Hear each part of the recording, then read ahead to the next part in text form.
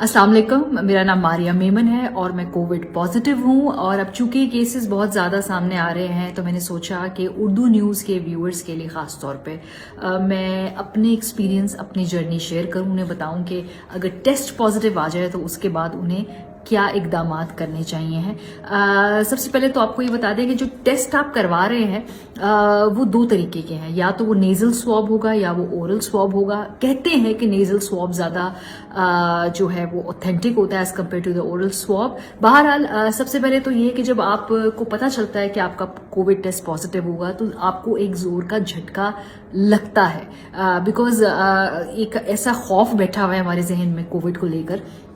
तो हम शुरू में थोड़ा डिनाइल में होते हैं। मैंने फोन करके पूछा था कि भाई ये मुझे लिखा तो कोविड पॉजिटिव दिखाई दे रहा है, लेकिन क्या ये सच्ची में कोविड पॉजिटिव है, क्योंकि आपका ब्रेन एक्सेप्ट नहीं कर रहा होता। तो सबसे पहले जो बात है वो ये है कि एक्सेप्टेंस होनी चाहिए है कि कोई बात नहीं, ये कोविड पॉजिटिव आ गया है, आपको कोरोना की बीमारी है, अब यहां से आगे कहाँ पे जाना है। तो जितनी जल्दी इसको एक्सेप्ट कर सकते हैं एक्सेप्ट कर लीजिए। मैं ये नहीं कह रही आसान काम होगा, मुश्किल होता है, लेकिन ये आपको करना है।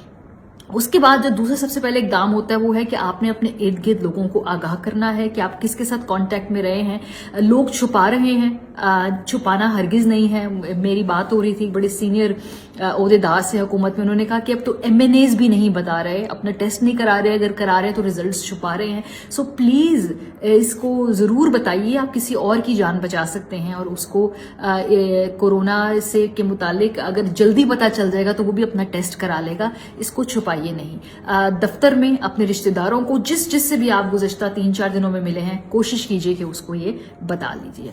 उसके बाद अगला स्टेप होता है कि हमने अपने आप को सेल्फ आइसोलेट कैसे करना है। ये बहुत बड़ी सोच होती है कि भाई अब बाकियों को अपने घर में कैसे आपने प्रोटेक्ट रखना है। वो लोग जिनसे आपका कांटेक्ट हो, घर में उनका टेस्ट हो जाएगा, अगर तो उनमें से कोई खुदा न खास्ता और पॉजिटिव है तो आप लोग इकट्ठे सेल्फ आइसोलेट कर सकते हैं।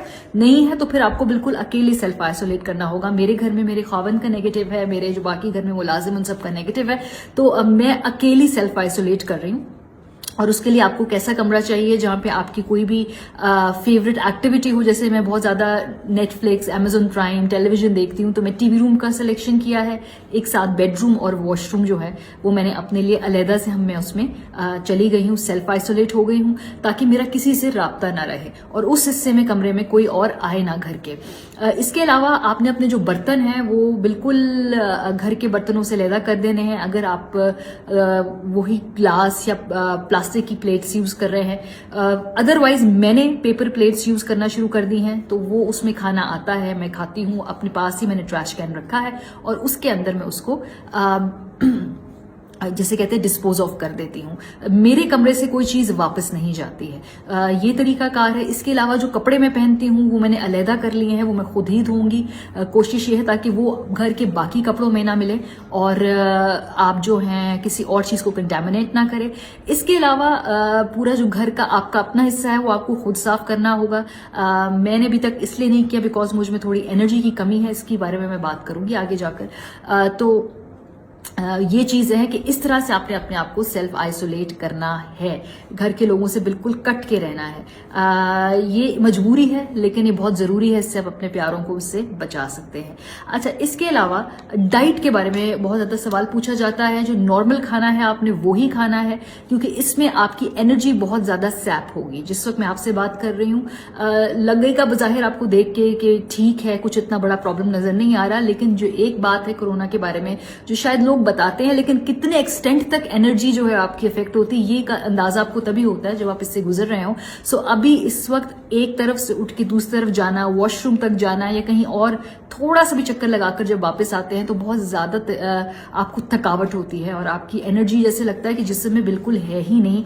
इसके लिए आप जो नॉर्मल खाना खा रहे हैं उसके साथ कोशिश कीजिए ORS बहुत ज्यादा लीजिए। मैं ORS रोजाना पी रही हूँ। इंश्योर या कोई और भी डाइट सप्लीमेंट दूध या पानी में मिलाकर जो पीते हैं वो आप प्लीज जरूर ज्यादा से ज्यादा लीजिए। द की इज कि आपने अपनी एनर्जी बिल्ड करनी है।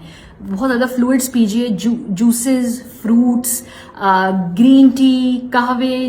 डाइट अगर आप लोग कर रहे हैं, कोई खास चीज़ छोड़ी हुई है, मैं ये मेडिकल कंडीशंस के अलावा लोगों से कह रही हूँ जो फिटनेस कॉन्शियस है लेकिन कुछ चीज़ें नहीं खाते, दिल करता है ज़रूर खाएं। मैंने खुद पराठे खाए हैं देसी घी के इस दौरान, ताकि एनर्जी बहुत ज़्यादा रहे। सो ये जो इसमें मुझे बुखार नहीं है, मुझे बॉडी में दर्द नहीं है, खांसी मुझे है, थोड़ी सी सांस में प्रॉब्लम है, बिकॉज जब मैं चलती हूँ और आकर वापस बैठती हूँ तो मुझे सांस बहुत ज़्यादा चढ़ चुका होता है। तो ये मेरा सांस का प्रॉब्लम है। तो आपने अपनी एनर्जी के ऊपर बहुत ज्यादा काम रखना है। 4-5 दिन ठीक था, मैं सबको कह रही थी बड़े माइल्ड सिम्टम्स है, लेकिन 5वें-6ठे दिन से आज तक शदीद थकावट है, जिसका कोई अंदाजा आप नहीं लगा सकते।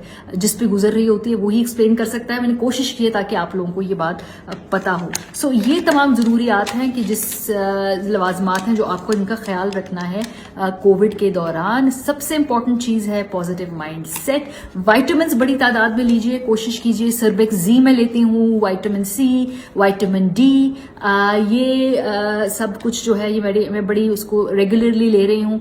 अगर आपको कोविड नहीं हुआ, अल्लाह का शुक्र है, आप अभी से ये तमाम चीजें लेना शुरू कर दीजिए ताकि अपने जिस्म को तैयार कीजिए, क्योंकि बड़ी तादाद में आप देख रहे हैं कि लोगों के नाम सामने आ रहे हैं, उनके चेहरे अब आपको पता चल रहे हैं अपने जानने वालों के जो कि कोविड पॉजिटिव है। तो ये तमाम चीजें आपके कंट्रोल में नहीं है। आपके कंट्रोल में आपके अपनी डाइट है, अपनी इम्यूनिटी बिल्ड करना है। तो जैसी तैसी कोशिश करके सोच लीजिए कि आपने ये कैसे करनी है। और कोई बात नहीं, अगर ये बीमारी हो गई है इंशाल्लाह अल्लाह मियां शिफा देंगे।